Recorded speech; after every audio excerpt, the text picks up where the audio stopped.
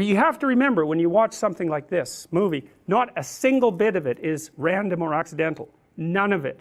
Because, you know, they had to draw, I don't remember how many frames per second these things are, 30 maybe it's a little less than that, but it's high quality animation. And so someone had to paint 30 pictures to get a second of this. You're not doing that accidentally. It's really expensive, and everyone has to agree on exactly what's going to happen. And you might say, well, do the people who are doing this consciously know what they're doing? And the answer to that is, well, sort of, just like you do. You know, it's yes they know and no they don't, and they know because they're really smart and gifted and all that, but they don't know because it's not all articulated, plus they're working in a group. So they know and don't know, just like you do when you're watching it, and so and when you do anything else. So now they're also guided by what you might call, they're guided by their unconscious in the Freudian and in the cognitive way, partly because your unconscious value structures determine the direction and content of your perceptions. And so it's built right into the way you move your eyes, because you tend to look at things you value, right? Or at things you're afraid of. Like you look at things with valence, and part of the decision about what has value is dependent on the implicit structure of your moral system, because morality is about what's good and what isn't, and that's been partly a conscious construction of you, but it's partly something you've picked up by interacting with people like mad ever since you were born. You don't know all the rules any more than the damn cricket did. You just don't, and you can't, because you're too complicated. But you act them out, and then you also have representations of how people act in your imagination. Dreams are, that's what a dream is, that's what a fantasy is, that's what that little movie that plays inside your head when you remember what you did is, and you only remember the gist, you know. So even the imagistic representation of your behavior in your past, which is basically your episodic memory, it's already selecting and molding and turning it into a relatable story. It can't help but do that. It's the only way you can represent it. And so you don't know how you do that or why you do that, but part of it's governed by this implicit morality that's part of your procedural memory system, part of the way you act and part of the way you move your eyes and listen to things and focus on them. And that's all being instantiated inside of you because of this immense social, your biology, but also this immense social project that you're continually engaged in.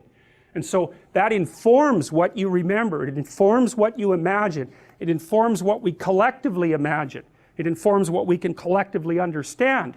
And partly what you're doing while you become conscious of yourself is to map the implicit structures that already constitute you from society into explicit representation. That's what self-understanding means. And you know, when you have that moment of insight about something you've done, it's like you're watching this repetitive behavior that you've manifested, probably that got you in trouble. You know, it's your characteristic way of falling accidentally into chaos, and you talk about it, and your problems, you talk about them with your friends, you talk about them, and maybe you have dreams about them, and you're trying to relate them, and you have memories about them that you can't get rid of because they're negatively toned, and so you talk about them, and then someone comes up with a little statement that links them together causally, and you think, aha, that's what I'm doing. And then maybe you can stop doing it, or at least maybe then you can think up some strategies for not doing it anymore. But it's not like you know, it's like you're acting it out.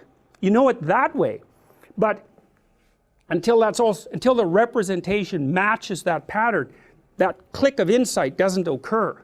And that's like a revelation. It's a really good way of thinking about it, because the knowledge is there in its implicit form, and all of a sudden, bang, it's been made explicit as a fantasy maybe, or also as a set of semantic statements. You know, maybe you have a crush on someone and you don't notice it, and maybe you find yourself having a fantasy about them. You think, oh, that means something, that indicates something. Maybe you don't want to know that that's what you want, but the fantasy will tell you.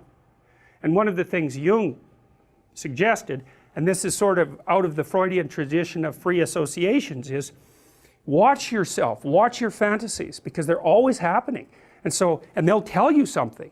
And so one of the things I do when I'm interacting with my clients is we'll have a discussion, and then their eyes will drift a little bit, and I'll know that something's flitted through their mind, you know, and that means we've touched on something that has a multiplicity of elements. And so I'll stop and say, look, I noticed that maybe you teared up. That's another thing to really watch. Or maybe you laughed, or you drifted at least. It's because some other thought has entered your field of consciousness, and then if you can get the person to grab those thoughts, to notice them, then you can often figure out the avenues along which that particular conversation might unfold. That's a complex, that's a Jungian complex or a psychoanalytic complex. It's like there's an emotional core that produces a whole range of associated ideas, and that thing's got a life. It's like a micro-personality, and it might have resentment in it, might have anger. It's often negative emotion tinged, because though negative emotion tinged episodes are still problems, and they will emerge automatically because your threat detection systems force them onto your consciousness, essentially. So you watch, and when you drift, you'll drift, and the fantasy is partly a representation of the problem space. You know that happens when you wake up at 3 in the morning and you're worried about things, right? Because actually what happens is you wake up during threat processing, and if you're depressed, actually that gets so intense you can't sleep, so then you just lay there all night worrying. Not fun. And those are fantasies about the negative elements of your past, present, and future.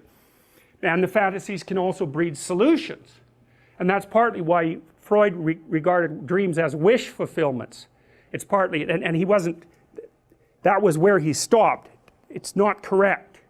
It's partially correct. It's like the fantasy will provide you with a problem and a potential solution, but they're more like problem identification mechanisms, the fantasies, with the possibility of a solution built in. And so a way of thinking about that is that you can generate potential futures, so they're like each segregatable environments according to the rules of your fantasy. Then you can generate little avatars of yourself that inhabit each of those little universes, and you can run them as simulations. And then you can watch what happens in the simulation, and if it's a catastrophe, then you don't have to act it out.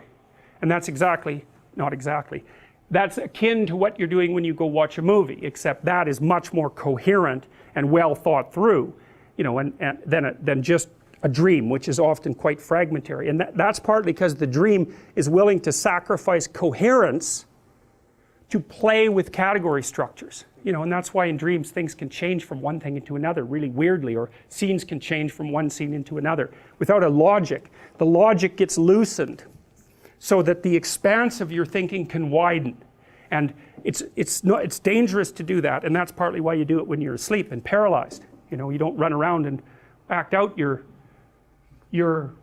pseudopodal fantasies, you know, where you're stretching yourself out into the world. There's no risk exactly, and so, although it can be bad enough so you wake up in terror, you know, but that's better than being in a crocodile's mouth by a large margin.